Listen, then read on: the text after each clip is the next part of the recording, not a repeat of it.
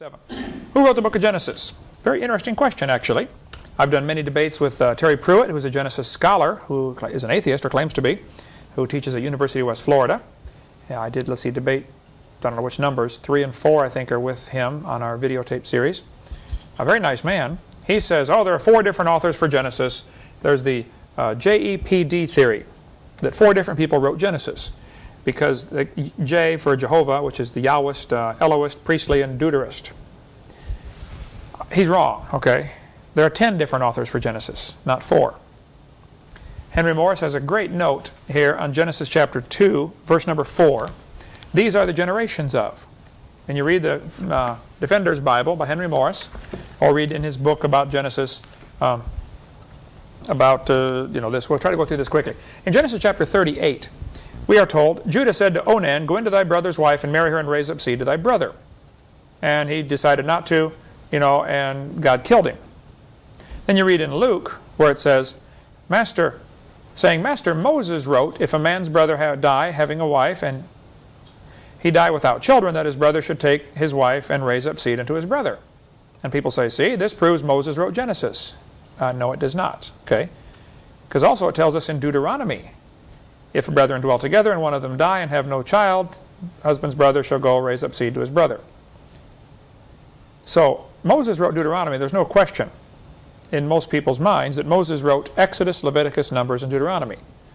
Moses did not write Genesis. He is the editor of Genesis. He put it together from 10 eyewitness accounts.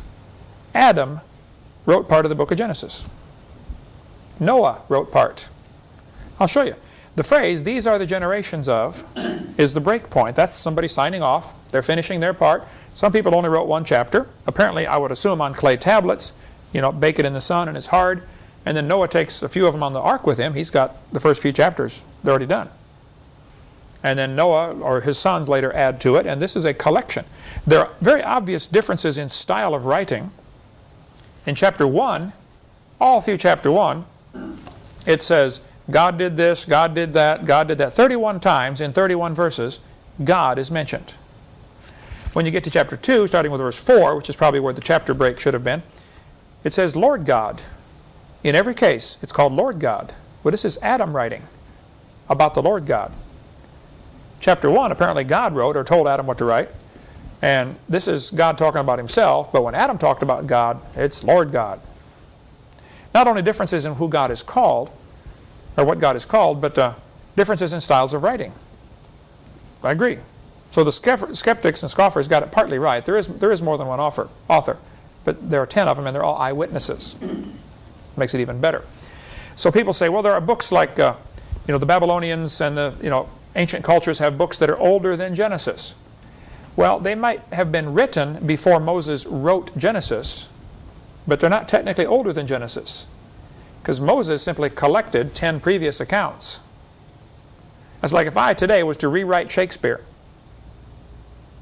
Somebody could say, well, Abe Lincoln lived before Shakespeare was written.